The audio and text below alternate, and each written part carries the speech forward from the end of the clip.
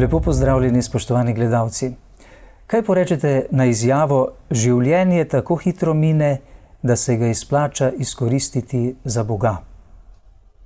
To je že pred več leti spoznal naš današnji gost, letošnji novomašnik, ki sedaj tudi v polnosti živi te besede, ali pa se jih trudi živeti. Gospod Vid Grdedolnik, dobrodošli v naši oddaji. Hvala za povabilo. Kaj to v resnici pomeni, svoje življenje izkoristiti za Boga? Ja, na ta odgovor bi jaz dal moje spoznanje prek moje izkušnje, kako sem v bistvu v enem trenutku življenja, v eni samoti, videl, da vse mine, da bom jaz umrl, da ljudje, ki me slavijo, umirajo. Se pravi, moram odkriti, kaj je Božja volja, ker če obstaja Bog, obstaja en njegov načrt za moje življenje. In meni je bilo to res toliko pomembno, ker sem razmišljal, ne želim se usmeriti v nekaj, čeprav mi je všeč, če to Bog ne želi. Sem razmišljal, lahko 50 let se ukvarjam z nekimi stvarmi, ki sploh niso po Božji volji. Jaz sem imel veliko načrtov, že kot mlad. Najbolj se je pa nekako to videl, ko sem imel približno 21 let, ko sem padel v eno krizo, življenjsko krizo, ker sem videl, da pri teh letih nisem uspešen. Še večja kriza je bila zaradi tega, ker sem videl, da tudi ne morem biti več uspešen. Kaj želim s tem povedati? To je neka kriza eksistence. Tako, ja.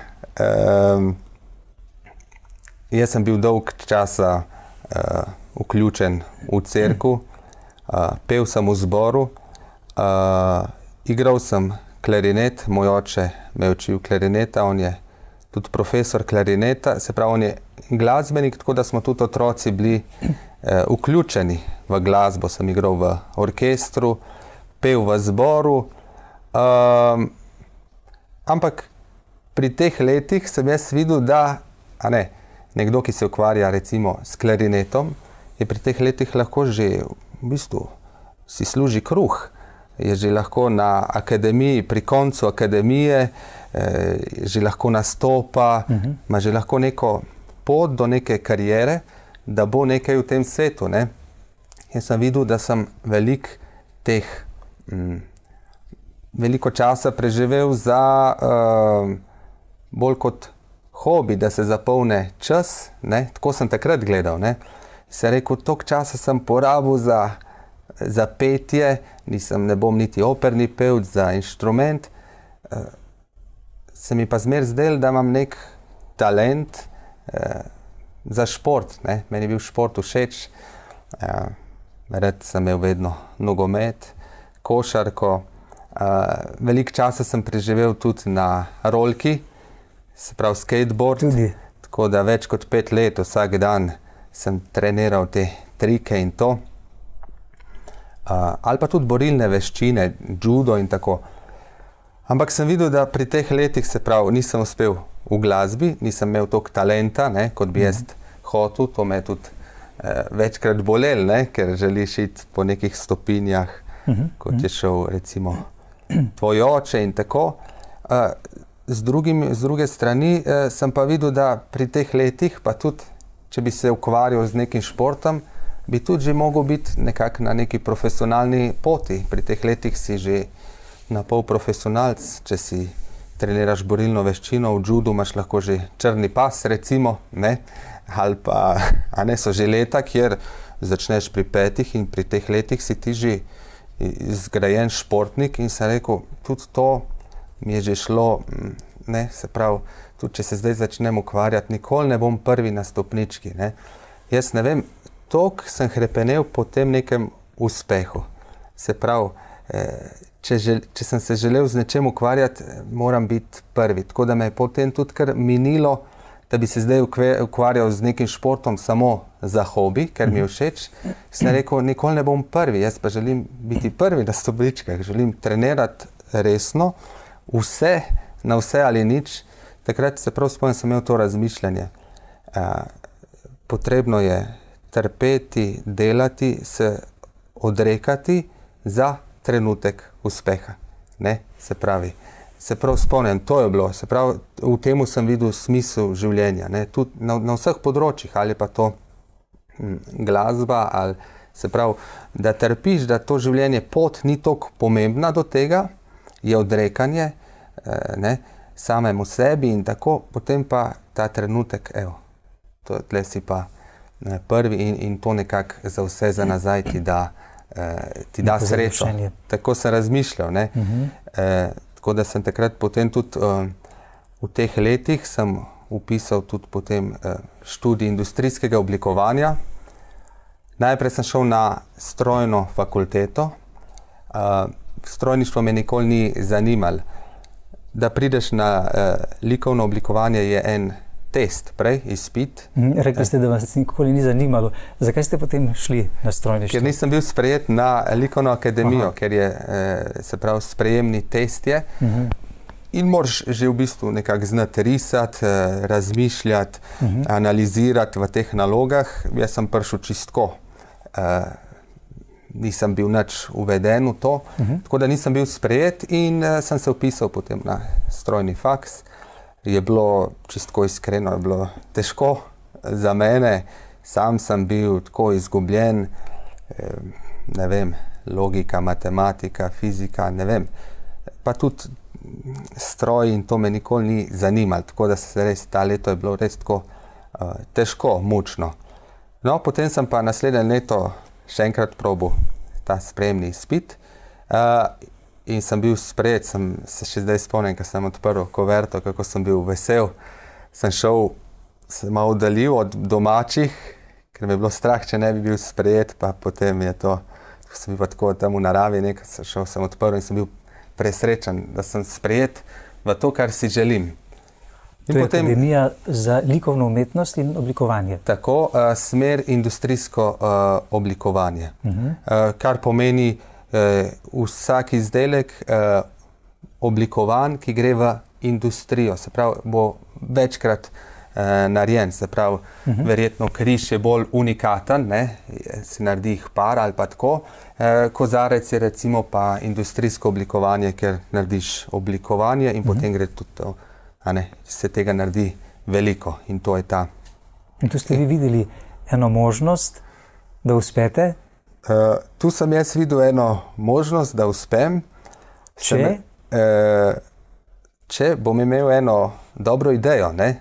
Se razmišljal, se pravi, moram najti eno dobro idejo, ki bo šla v svet, ki jo bojo ljudje kupovali in potem bom imel denar, ne? Boste slavni? Slaven bom, ljudje me bodo cenili in tako. Tako da mi je to dal neki nov zagon, ne?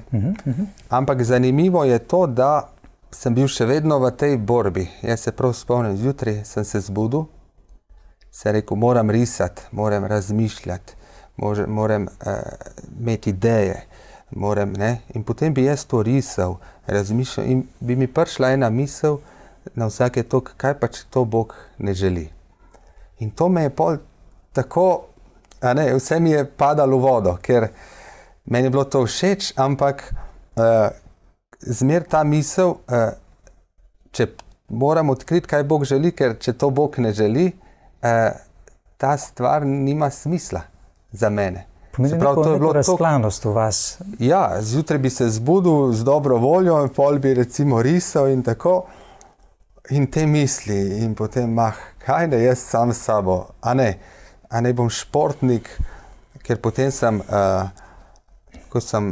potem se bom nadaljeval s to mojo spričevanje, ker potem v drugem letniku, se mi zdi, industrijskega oblikovanja, jaz sem tudi to je študij, ni toliko zahteven. Lepo mi je bilo, ker delaš s profesori, 1 na 1, ti on reče, lej, to je v redu, to ni zelo lepo, tako manjša skupina, ne vem, nas je bilo 20 in zelo tako povezani, eno lep čas, no. In potem v enem trenutku sem jaz rekel, da bi pa rad šel na Erasmus. Mene so te sošolci gledali. To je tako, študentska izmenjava, študijska. Ja, se pravi, Erasmus, študentska izmenjava, kjer greš v tujino in tam opraviš izpite, ki so podobni kot tukaj. Ti priznajo recimo 6 izpitov, kot da si jih naredil v Ljubljani, ampak jih narediš tam. Imaš eno Erasmus, eno izkušnjo v tujini, ne? In tudi oni, se pravi, država to podpre, malo financira in tako. Tako da meni je prišla ta ideja, čeprav so me sošolci tako gledali, kaj zdaj ti, pa Erasmus, a ne, jaz sem bil tako, ker nisem bil nek študent, nisem videl nekega prevelikega smisla vsemu, tako da sem bil bolj tak, nisem imel nekih navad, nisem bil... Da bi bili nekaj posebej navdušeni. Ja, videl sem nek smisel, ampak tak študent, normalen, len, a ne, tako. No, ampak to mene, po mojem, da je to tudi bil od Svetega Duha prišla ta misel. Kam ste odpotovali? In sem šel, se pravi, bila možnost, to mi je še rekla tale, je zanimiv, tajnica je gledala, ker za dizajn so Finska, ne, te hladne, so zelo znane po tem minimalističnem dizajnu, ne, oblikovanju, ampak tam so fakultete so tudi potem bolj na nivoju težje. In je rekla, no, tlele imamo v Lizbono, no, se to bo pa v redu, je malo gledala ocene, ne, to bo pa v redu za tebe. Ja, se boš na Portugalsko. Malo lažji je pravo, ta je faks malo lažji in tako, sem rekel, super, meni, ni problema, super. Sem šel v Lizbono na ta faks, portugalsko nisem znal, zelo slabo sem znal angleško, ampak jaz nisem imel nikoli straha, nisem se bal kaj potovati ali pa to sem imel neko, ne vem, ni mi bilo problem, tako da sem šel tja, ampak sem prišel malo kasneje kot ostali študentje iz tujine, tako da se nisem povezal z nobenimi, tudi moja narava, zdaj semenišče mi je malo pomagal, ne, da sem se malo odprl, malo veliko si z ljudmi, takrat sem bil bolj še tako zaprt, sem imel rad samoto, tako da sem bil dosti sam. Sem si najdel eno stanovanje, sem rekel, v eno stanovanje moram iti, kjer bojo ostali študentje, ampak sem najdel stanovanje, kjer so bili starejši Portugalci, so imeli svoje življenje, so delali in tako, njih ni zanimal zabava. Še to bi rad povedal, jaz, ko sem šel na Portugalsko, na to študijsko izmenjavo, jaz sem bil nekako od mehkih nog v cerkvi vzgajan, Bogu hvala, starši so verni, so me vzgajali, smo hodili k sveti maši, ampak recimo miselnost, s katero sem šel jaz na Portugalsko, je bila, jaz grem tja uživati. Mogoče bom najdel kakšno punco, bova živela skupaj, bova potovala skupaj, ali bom pa najdel kakšno skupino, pa bomo skupaj potovali, bomo surfali, bomo žurirali, bomo šli ven, mogoče na punce, a ne, tak, v bistvu, če povlečem črto, malo bom študiral, ne, ampak lepo se bom imel. Lepo se bom imel nek uživanje, ne, tako kot veliko študentov gre s tem namenom tudi, ne vsi, no, ampak veliki gre, ker staršev ni nadzora in grejo potem in tako, malo se študira, v glavnem se pa zabava. Tako da, zanimivo sem bil v cerkvi, ampak ta miselnost je bila zelo, svet je bil zelo močan, ta poželenje mesa in to. Ampak, se pravi, jaz sem najdel tam si eno sobo, starejši Portugalci, tako da kakšen mesec in pa pol sem v bistvu, oni so imeli svoje življenje, malo smo se pogovarjali, ampak in bi jaz pol čez dan hodil okrog. Ste bili bolj osamljeni? Osamljen. Niste našli nekih prijateljev? Ne. Da bi se družili? Kakšno knjigo bi bral, takrat me zanimala tako malo filozofija, in pol bi sedel na klopci in bi kar gledal, takrat mogoče še ni bilo toliko mobitela, ne, interneta, tako, Bogu hvala, bi gledal ljudi, in takrat se mi zdi, da prvič me je Bog najdel v eni samoti. Ker prej vedno, ne, ali je neka razmišljanja, šport, to, glasba. Ne, nekaj drugega preglasilo. Ja, tukaj pa nimaš zdaj nič, si sam s seboj in sem začel razmišljati, pa zakaj jaz toliko iščem slavo, uspeh, zakaj ljudje tako živijo, da tako hrepenijo po denarju, potem pa ne bo niti mene, niti drugih. Razmišljal sem takrat recimo o Leonardu da Vinciju, ne, ki je naredil veliko lepih stvari, ampak sem razmišljal, ampak če on ni delal za Boga ali pa če na koncu lahko je zapisano v neki knjigi, ampak če te ni, kaj ti to pomeni, ne? Tako sem jaz tudi videl za mene, se pravi, tam sem potem opisal en šport tudi, to je imenuje se podobno kot judo, brazilski jiu-jitsu, borilna veščina, se rekel, no, tle pa, in mi je šlo v redu, in je tisti rekel, da bom lahko tudi kar hitro šel na tekmovanje, ne, tako da je skozi so bila ta razmišljanja pa svet, ne, to. Ampak potem sem pa razmišljal, ampak jaz sem lahko prvi na tem tekmovanju in ljudje mi bojo ploskali, slavili, mogoče, če bom res uspešen, bom imel potem denar, ampak jaz bom umrl in oni bojo umrli, ne. Ker sem videl, kako to delanje za en trenutek, da ni smiselno, ker če ni nič po tem življenju, meni je vseeno, kaj delam, ker vse mine, tudi ta slava, tudi te ljudje, ki te slavijo, bodo umrli, ne. In sem videl, kako je vse en brez smisel, če ni Boga. Ne, sem takrat že videl, se pravi, ta sad vere, mejhen sem imel, ne, da sem v bistvu odkril to, da če to ni Božja volja, je brez smisla. Ja.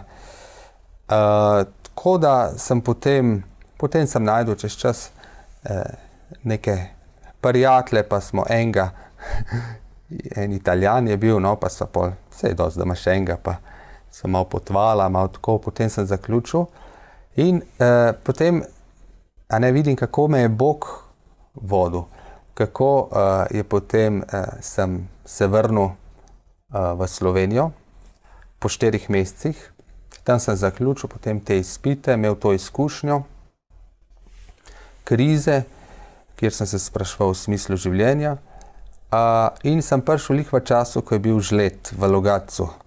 Se pravi... Ni bilo elektrike? Ni bilo elektrike, podarali je. V Ljubljani niso imeli problemov, ker so cevi pod zemljo. Mi imamo pa še na teh stebrih in je to zrušilo. In potem, kaj? Bila je zima, ob 5 je že tema, ne? In sem jaz se rekel, nekaj moram brati, ne? In potem sem prižgal svečo in se rekel, bom vzel eno knjigo. To je bilo več knjig tam na polici in vzamem. Tako je bila Kiko Arguello, Kerigma. Še v plastiki, tako zavita, ne? Nova. Vesela novica? Vesela novica, Kerigma, ja. Se pravi, vesela novica od iniciatora neokatekumenske poti. In jaz gledam, to bom bral, ne? In tako jo odvijem. Moja mama je prinesla to knjigo, ker ona je poslušala prve kateheze v Logatcu, tako da je bila, takrat mogoče bila že nekih 10-15 let v skupnosti in je potem enkrat prinesla domov. Bom to knjigo prebral in začnem brati. In meni je bilo zanimivo to, da isto vprašanje, kot sem se jaz spraševal na Portugalskem, ko sem sedel na klopci in gledal ljudi, jaz sem imel isto vprašanje, kot ga je zapisal Kiko v knjigi. Identično. Se pravi, on je zapisal, da on je bil priznan slikar, dobil velike nagrade, uspešen in je rekel, imam vse, ampak sem nesrečen, ne? Slavo, uspeh.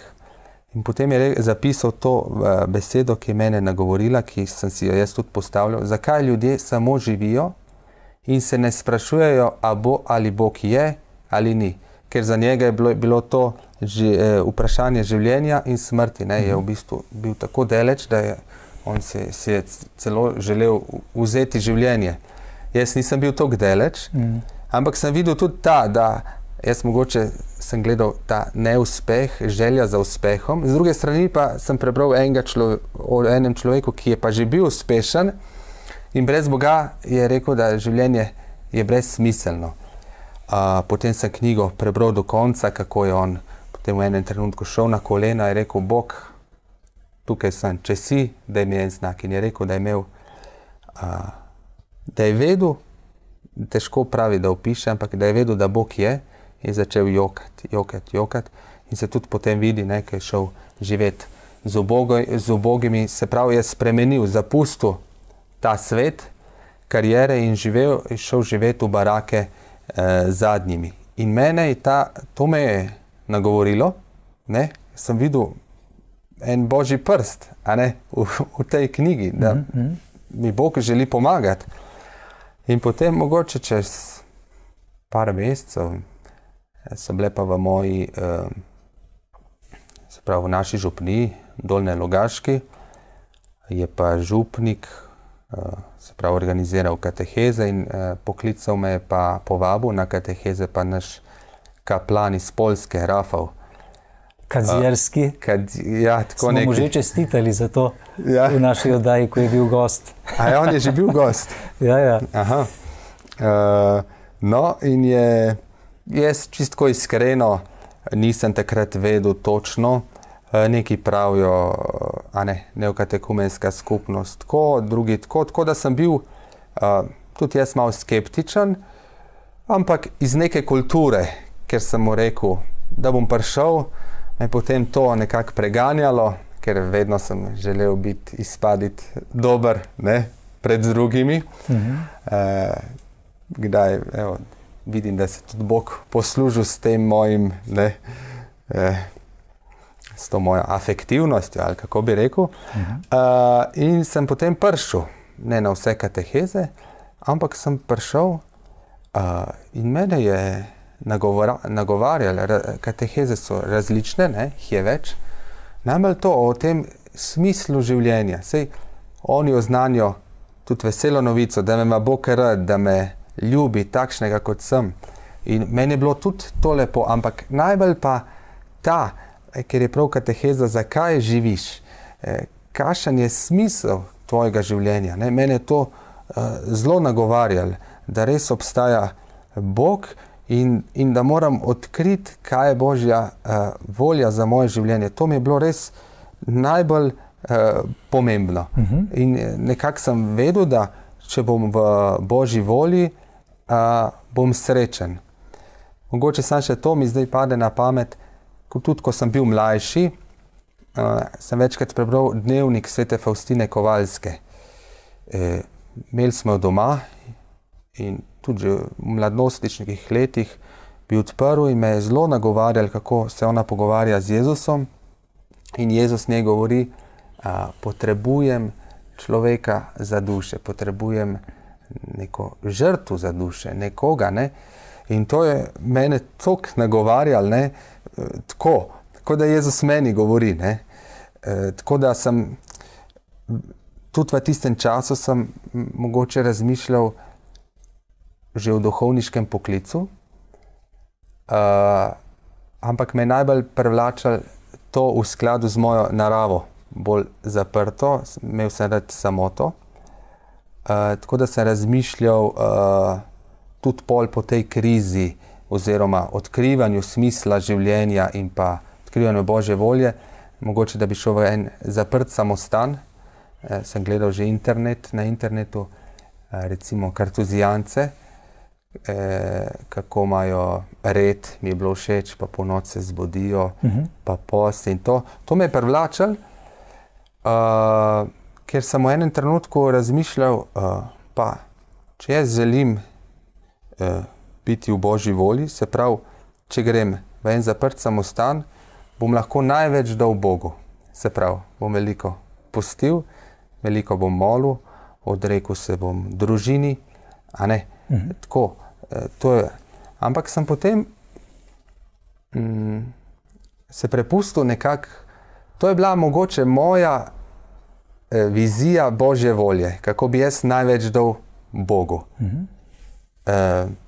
Ampak z druge strani sem se pa potem nekako dal voditi in zdaj, ko gledam, se mi zdi, da sem bil v Božji volji, ker me je nekako vse me je vodilo, se pravi, kriza na Portugalskem in potem ista beseda, knjiga, ne, žled, in potem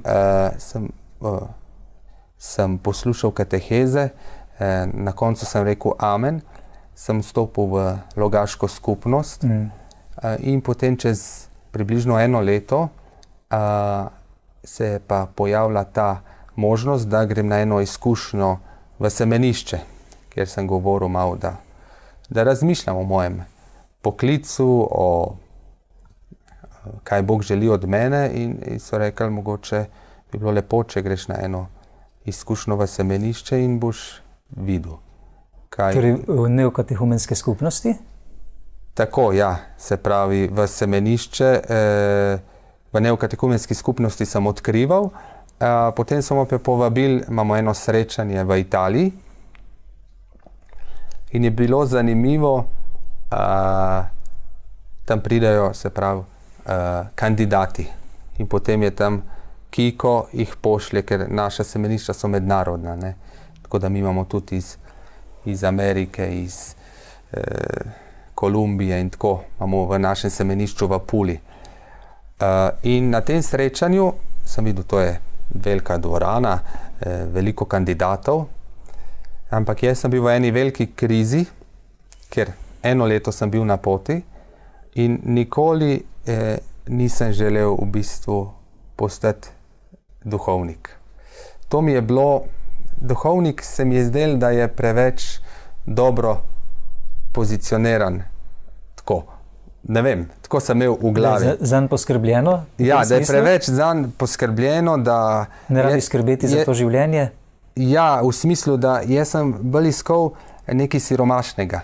Recimo, kot sem rekel, kartuzijanci ali pa frančiškani, a ne, tako bolj nek red, enostaven, v eni, tako sem imel. Tako da tam je bilo zelo tako zanimivo, težko, no. Mi je pa Bog pomagal, to so mogoče taki, ki sem jih jaz opazil, mehni znaki, lih z Rafaelom sta bila na tem srečanju in je prišel en njegov prijatelj in imel tako, se pravi, srajco, ampak je bila, se videl, da je mogla biti črna, ampak je bila čisto zbledela, ne. In jaz sem gledal njega, sem rekel, mogoče pa niso vsi toliko dobro stoječi, a ne, tako mi je prišlo misel, tako, no. Čeprav potem smo tam imeli tudi eno srečanje s katehisti, ki ti daš izkušnjo, pričevanje, kako živiš, kaj razmišljaš in tako, jaz sem vse povedal iskreno. In je potem, tam je ena Lučija Toso, odgovorna za bivšo Jugoslavijo, za neokatekumensko pot, je rekla, probaj, malo riskiraj, probaj iti v semenišče v Pulo, ki je blizu tvojega doma, na eno izkušnjo. Pa boš videl tam, kaj, lahko gre za 2 tedna, boš sam odločil, boš videl v svobodi. Ne? Jaz se prav spomnim, ko je ona mi to rekla, sem rekel, ja, bom pa res šel, pa bom res šel za 2 tedna, bom šel, potem se bom pa vrnil v Logatec in bom nadaljeval študij in tako. Se pravi, še vedno, ne?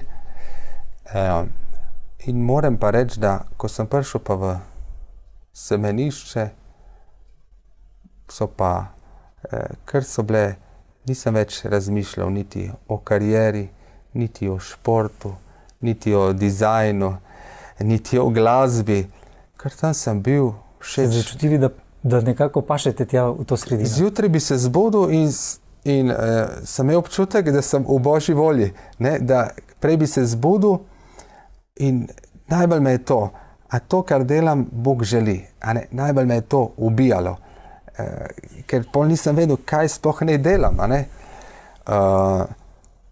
Navzven pred semeniščem, ko sem bil v času študija, je bilo vse dost mirno. Mene niso kaj preveč starši, zdaj sem imel faks, pa tako so me dost pustili mirno, noter pa ta borba, ne. Tam pa v semenišču navzven je bilo v bistvu zelo nemirno, veliko bogoslovcev, veliko različnih nacionalnosti, jaz po naravi malo bolj zaprt, novo okolje. Novi red, rektor, a ne, ga gledaš, ampak noter sem bil pomeren, ne. Takrat ste našli notranji mir. Notranji mir, noter pa tako miren, čeprav naven vse tako nekaj novo, ena katastrofa, noter pa en velik mir. In potem tudi te psalme gregorijanske, ko smo peli, in študij me je zanimal, filozofija, teologija o Bogu, ne, potem imamo pridige in tako. Sem se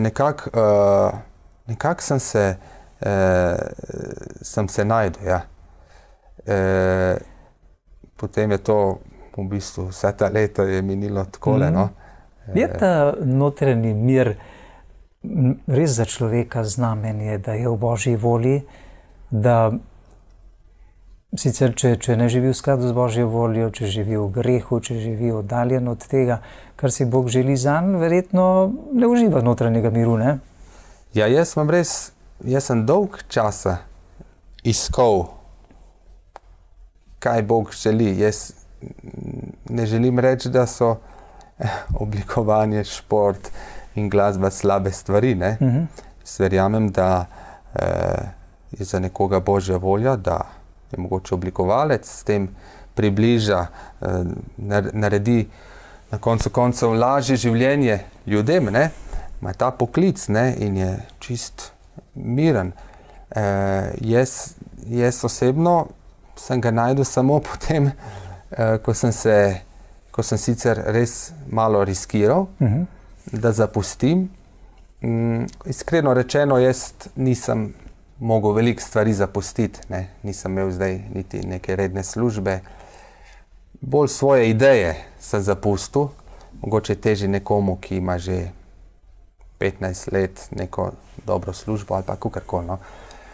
Ampak, tako da sem dolgo iskal in sem ga najdel, no. Ampak predvsem to mi je bilo fascinantno, da nisem šel v neko situacijo, ki je mirna. Navzven je bila težka, ne? Ampak notranji mir sem pa imel, ne? Kaj pa ta polnina, zadovoljstvo, resnična sreča, ki jo človek nenehno išče in hrepeni po njej, ste to sedaj našli, ko ste tudi posvečeni v duhovnika? Ja, jaz vem, da večkrat, da so različni poklici, tako da tudi, ko se kdaj pogovarjam, je lahko tudi vernik človek, pravi, jaz za vernik imam ženo, ampak ne razumem tebe, ne? Kako si, mislim, razumem, živiš, da je to Božja volja, ampak jaz to ne bi mogel, ne?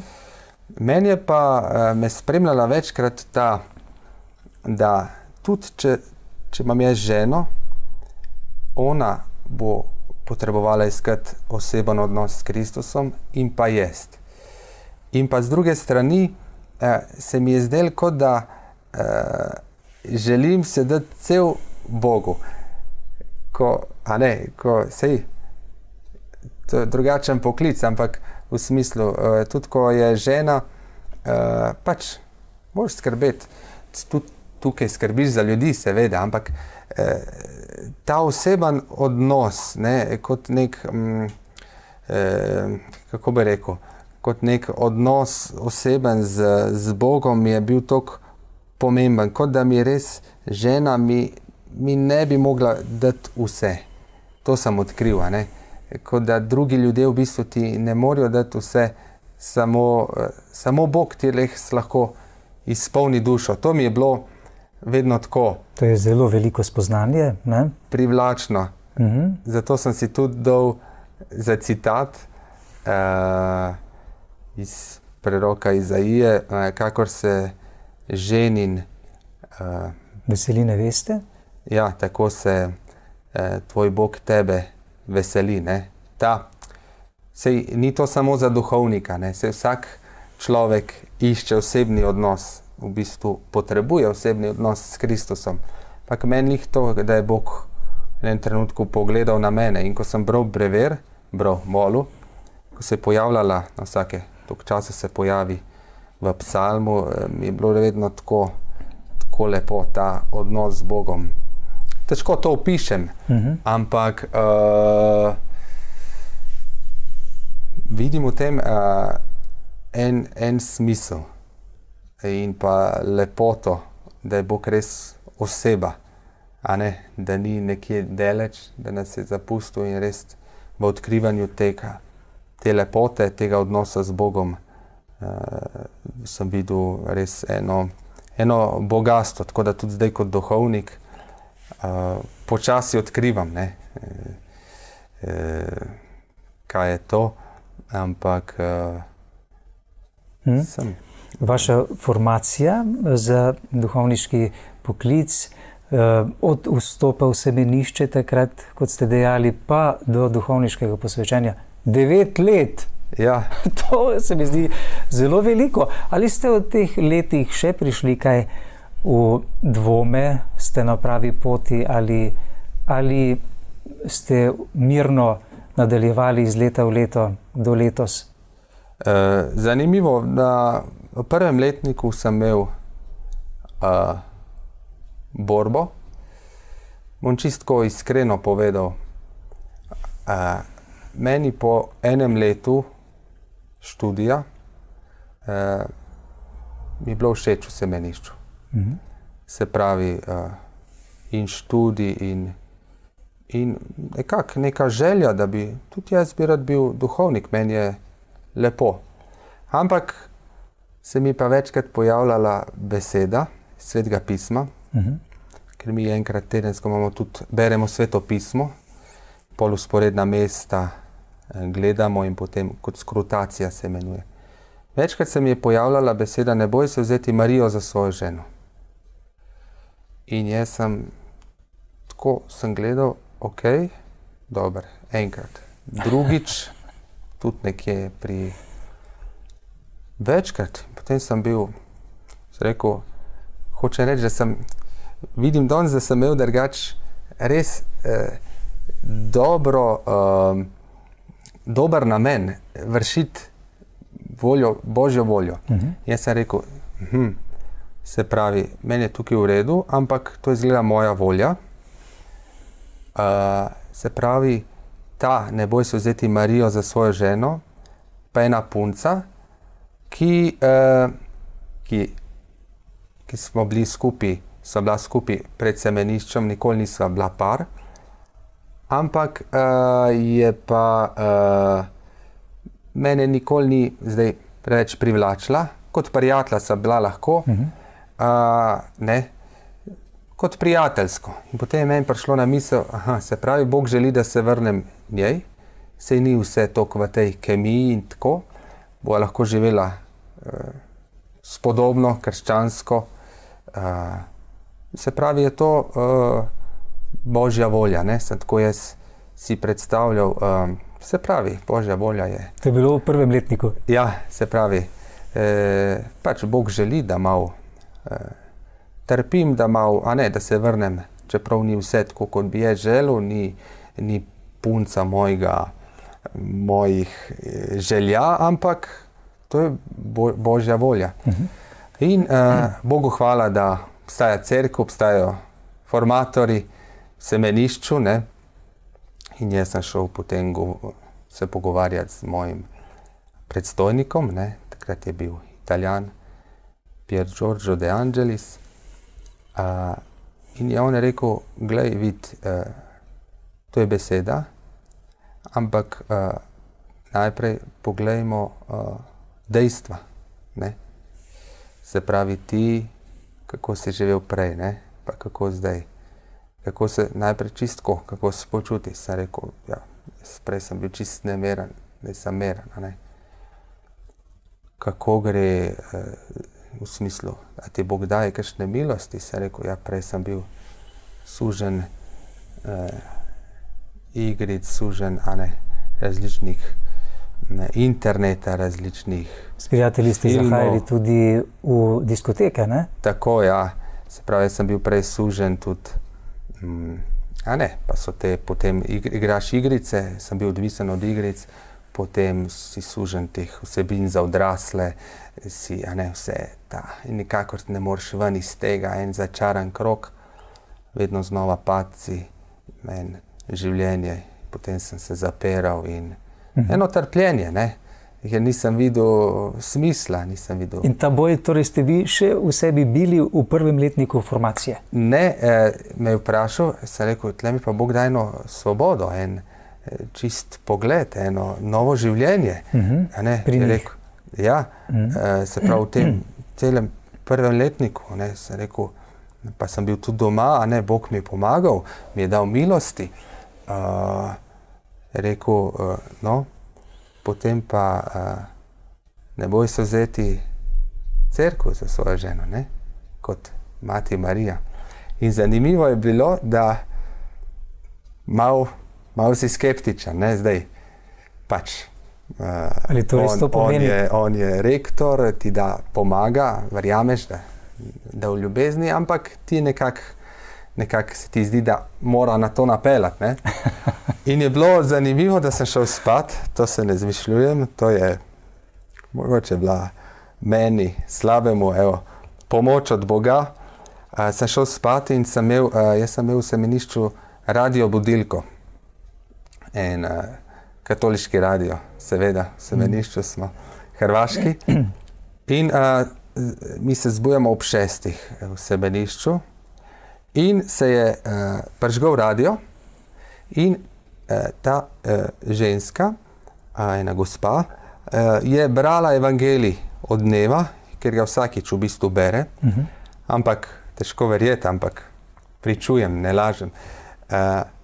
Radio se je vključil ob 6, ko je ona prebrala v bistvu konec evangelija, ne boj se vzeti Marijo za svojo ženo.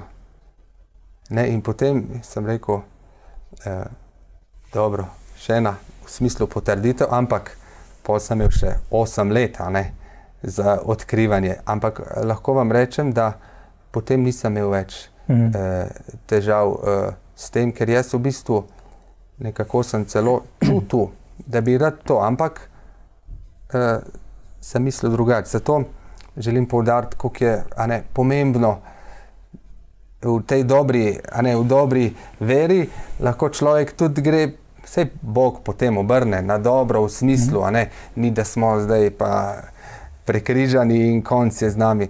Ampak kako danes vidim, kako cenim, kako se dati voditi od nekoga, ki ti pomaga in danes sem presrečen. In na kakšne načine vse vas je Bog nagovarjal in vodil do tega vašega poklica, ne? Zanimivo, zadnje 3 leta formacije pa ste potem šli tudi v misijone, ne? Tako, ja. Kakšne izkušnje ste dobili? Bili ste v tujini, ne? Tako, ja. Vedno v tujini. V različnih državah? V različnih državah. Najprej sem šel v Srbijo, v Niš, k enemu slovenskemu duhovniku Markotu Troštu. On je tam na župniji, kot k njemu na prakso. In ni nič posebnega, živiš z njim, skupaj smo molila brevir, potem ali je on kuhal, v glavnem je on kuhal, kaj pomagaš in tako. Tam je še ta posebnost, se pravi Srbija, Niš je pravoslavna, on je imel župnijo, kjer so to je veliko mesto, so bili katoliki, ki so prihajali na mašo ob nedeljah. Je imel pa še, se pravi, družine v poslanstvu, ko papež pošle enega duhovnika z družinami. Tako da takrat so bile družine iz iz Italije, se mi zdi 3 družine iz Amerike, pa še ena družina v glavnem. Tako da sem imel potem tudi, smo imeli pač evharistije, bogoslužja, tako eno življenje. Kdaj pa tudi v samoti, ne? Se mi zdi lih tako zelo pomembna ta praksa, ta leta, ker ko sem bil v semenišču, ne, tam imajo vsi v glavnem vero, imaš neko zaledje, imaš neko podporo. Tukaj si pa kdaj tudi sam in tudi malo odkrivaš, kako bo mogoče tudi potem, ne, mogoče greš nekam, kjer ne bo kaj preveč dela, ne, je potrebno iskati ta odnos z Bogom, tako da se mi zdi zelo pomemben čas. Naslednje leto sem šel na Slovaško in Češko.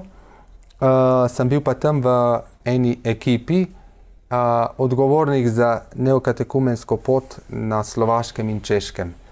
Tako da jaz sem v bistvu kot Slovenc, sem se kar hiter navadil malo slovaško, tako da sem imel kakšen uvod ali pa kakšno katehezo manjšo, sem pa igral kitaro, no.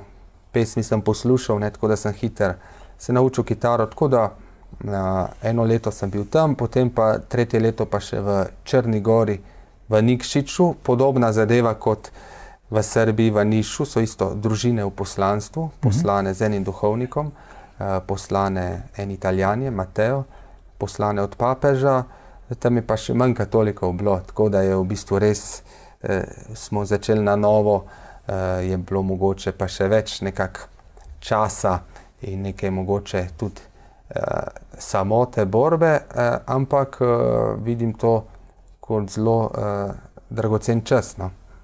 V vaših mlajših, mladostniških, pa tudi kasnejših letih ste nekako skrbeli za to, kako boste preživeli, ne?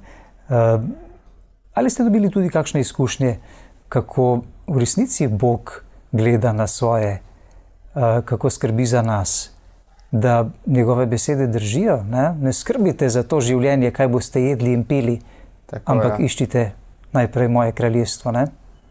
Kako meni je najbolj, pa skoraj bi rekel, da pač lačen nisem bil nikoli, ne? Ampak vidim, kako je kako je tudi tako kot materialno, kako mi je večkrat v tem času formacije bila potrebna ta duhovna hrana, kako je bilo mi kdaj težko, ker nisem razumel, sploh jaz sem bil v Srbiji tudi v času korone, ne, pa se zapre, pa toliko enih novic, toliko enih različnih razmišljanj. Vidim, da sem trpel in koliko mi je bila takrat pomembna ta ena beseda, duhovna. Se spomnim, da sem šel, potem mi je bilo težko, pa bi šel brati Sveto pismo, malo skutirati in potem jaz sem življenje, jaz sem Bog, alfa in omega, ne, kako je to kar odzvanja v človeku, ko vidiš, pa Bog je alfa in omega, ne, kaj se bojim, a ne, kako mi je bilo to. Vidim, da je in verjamem, da bo tudi v prihodnosti, da bo poskrbel, ker na vse zadnje se mi zdi še težji, ko nisi duhovno potešen, ne. Je skoraj mogoče lažji, ko ti manjka kaj materialnega, ko pa to duhovno je pa res, rabiš eno hrano in kako je to, vidim, da mi je Bog res pomagal, da je bil dober, da me ni zapustil. Vsakič, za vsako situacijo mi je pomagal. Kako so pa reagirali na te vaše odločitve in to iskanje do poti in potem v čas vaše formacije in odločitev za duhovništvo vaši domači? Imate še 3 sestre, ne? Vi ste drugi otrok po vrsti, tako da ste 4 otroci, 6-članska družina, pa potem tudi vaši prijatelji, ki ste prej z njimi skupaj žurirali. Ja. Doma, mislim, moji starši so v cerkvi, tako da so bili zadovoljni z odločitvijo. So me podprli, tudi sestre. Nisem nikoli zdaj videl. Ena je komentirala, da sem mogoče bil malo izgubljen, pa zdaj pač v veri sem se našel. Mogoče malo tako, mogoče ni čisto sam to odgovor, ne? Bog na vse, mogoče moraš ti malo. Tako, no, ampak nikoli ni bilo okej.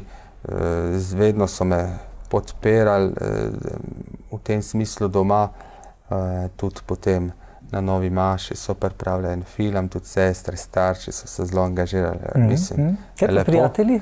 Prijatelji mi je bilo pa zanimivo, recimo sem imel ga prijatelja, ki sva skupaj plezala. Sem naredila en tečaj alpinistični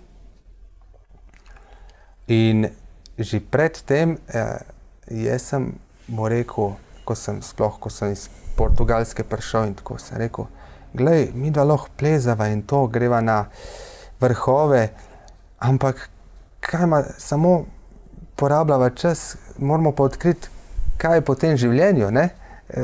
Brez veze mi iti na en hrib, samo da življenje mine, če ne vem, kaj je. Pa on rekel, ne, meni to ni pomembno, meni je pomembno, da živim danes, da danes lepo preživim. In sem pol v bistvu spoznal, pa sem mu rekel, ne, pa ti ni, kaj je po tem svetu, a te ne zanima, ne? Pa rekel, ne, meni ne zanima, meni danes živim ta trenutek.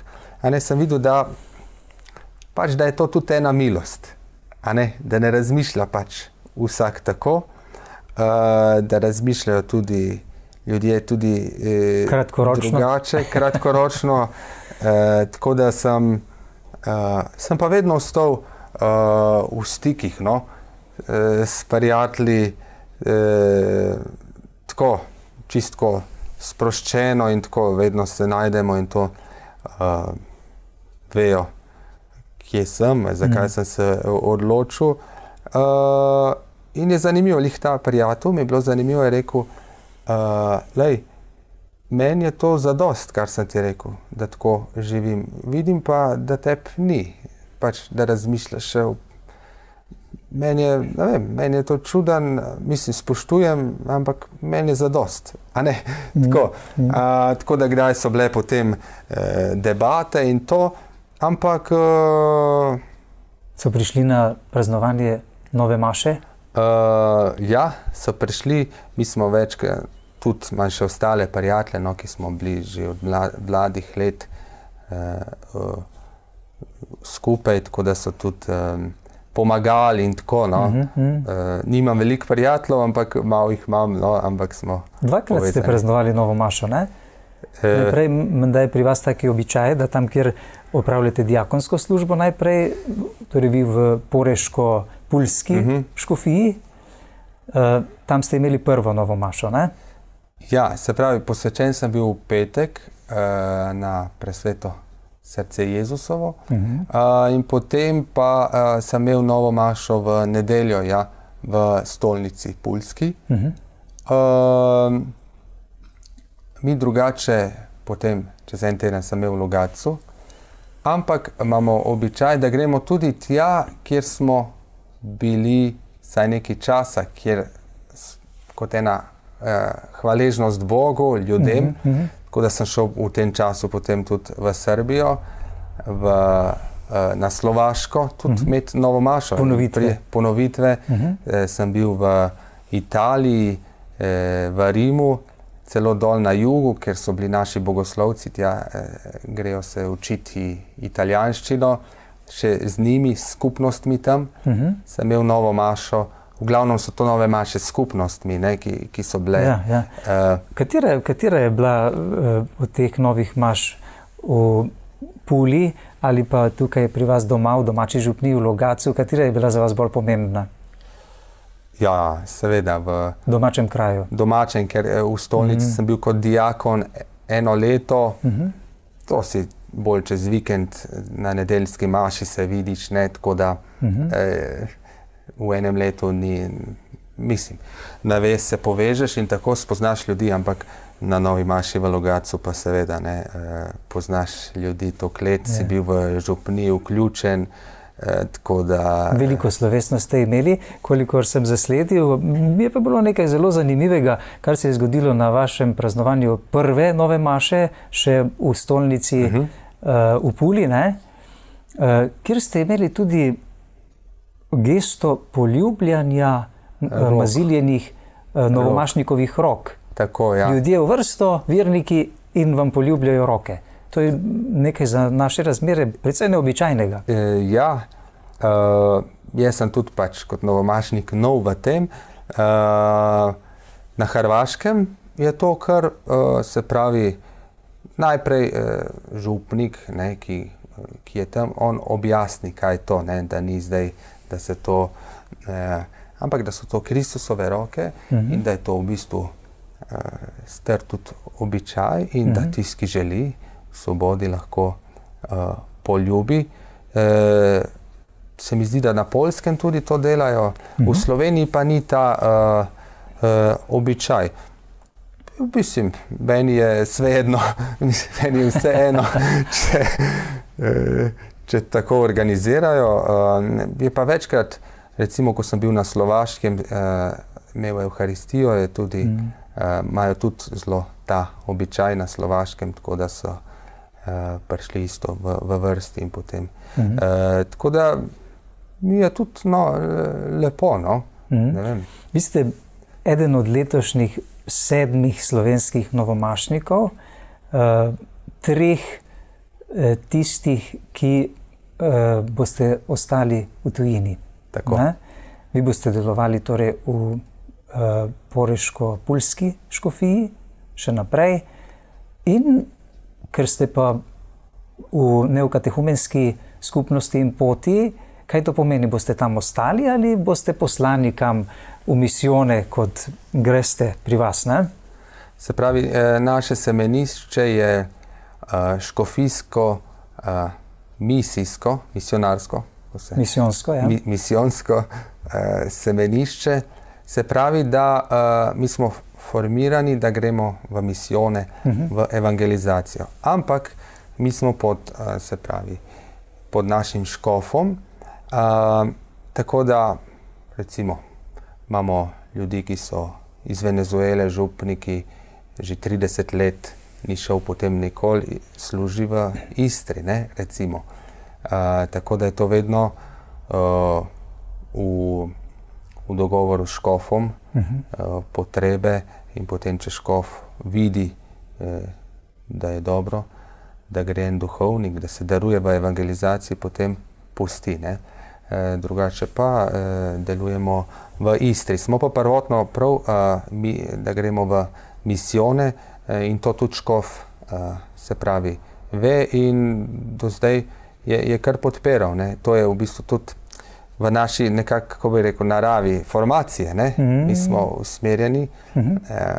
Neokatehumenska pot je neko orodje škofom po škofijah po svetu, ne, da bi zmogli pripeljati nazaj že krščene in evangelizirane vernike, ne?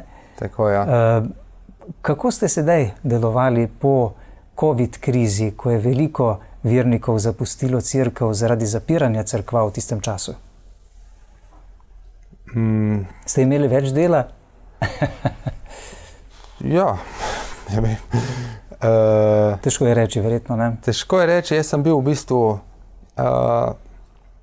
jaz sem videl to stvar, recimo, ta leta sem bil v Srbiji lih v tem času in pa potem tudi na Slovaškem, zdaj zadnje leto že ni bilo več tako aktualno.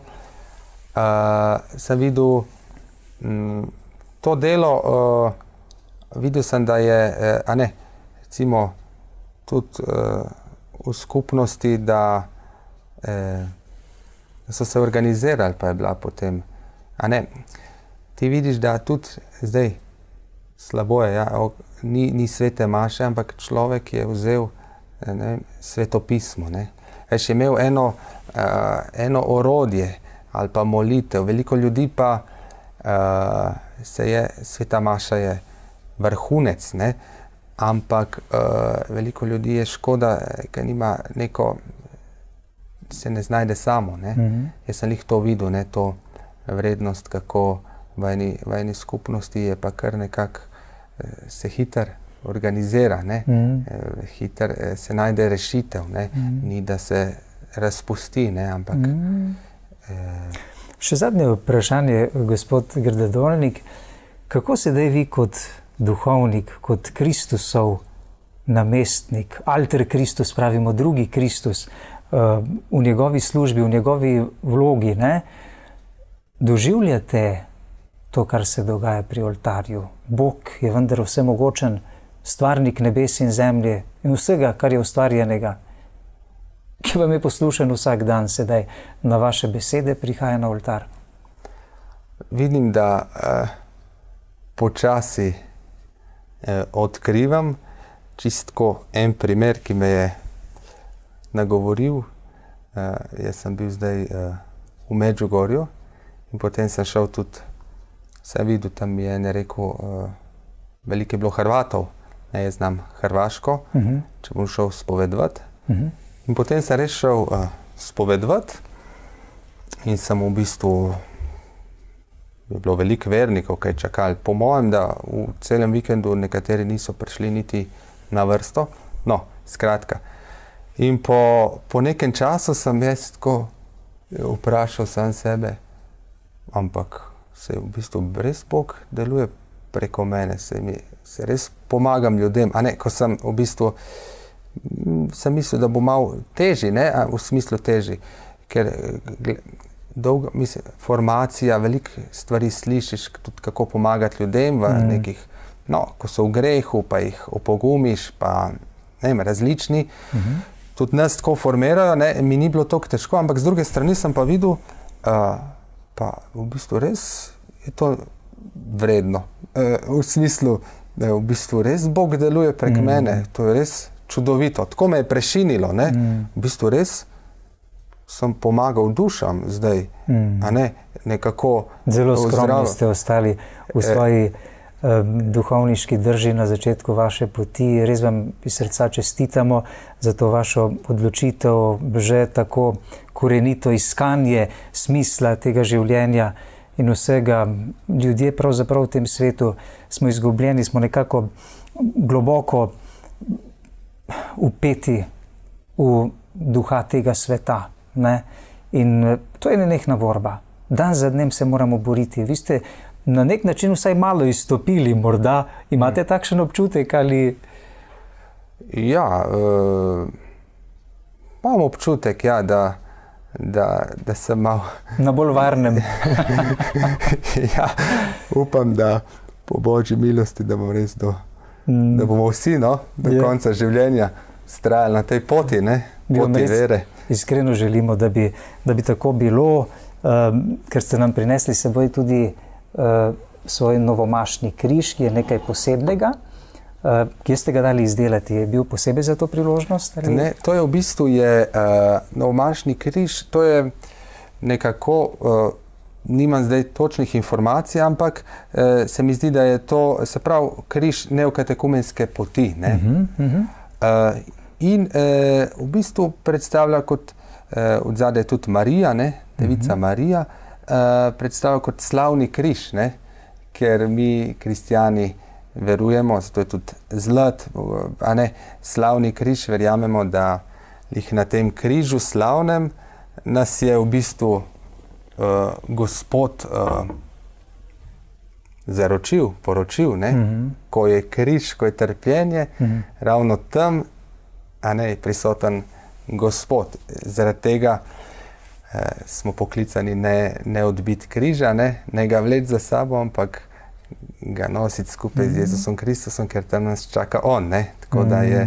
Ker je to res blagoslovljeno znamenje, na nek način tudi znamenje skrivnostne navzočnosti Jezusa Kristusa in Device Marije, vas lahko za konec prosim za vaš novomašni blagoslov, za vse nas, ki smo z vami v teh trenutkih, vse tiste, ki so sedaj spremljali ta najin pogovor, na vse naše sodelavce, vso našo tehniko, na vso Slovenijo in pravzaprav če sveta maša velja, da zajame pravzaprav ljudi vsega sveta, ves svet, da je odrešenje vsega sveta, kot slišimo, ne, potem tudi duhovnikov blagoslov gotovo seže tako daleč, ne? Ali kako?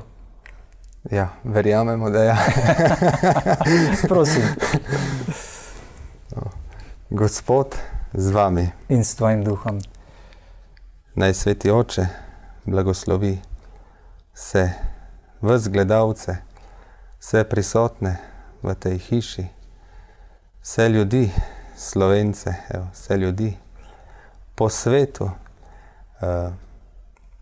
Naj bo blagoslov vsemogočnega Boga, Očeta in Sina in Svetega Duha. Amen. Amen. Ostanite v miru. Bogu hvala, najlepša hvala, da ste prišli tako daleč k nam. Sedaj ste na počitnicah, verjetno doma, ki je v Logatcu? Ja, zdaj, do konca meseca sem še v Logatcu na počitnicah, potem pa se pravi začetek septembra pa začnem bom pa v Puli, v stolnici, no, za kaplana. Tako da. Največjem istrskem mestu, menda, ne? Tako, ja, Pula, največje istrsko mesto. Tako da. Lepo, hvala vam in spet kdaj na našem programu, gospod Vid Grdedolnik. No, hvala še enkrat za povabilo in za poslušanje. Tako, drage gledalke in gledalci, to je bil torej še eden od letošnjih 7 novomašnikov, slovenskih novomašnikov, ki bo ostal in deloval izven Slovenske cerkve. Hvala vam za vašo pozornost.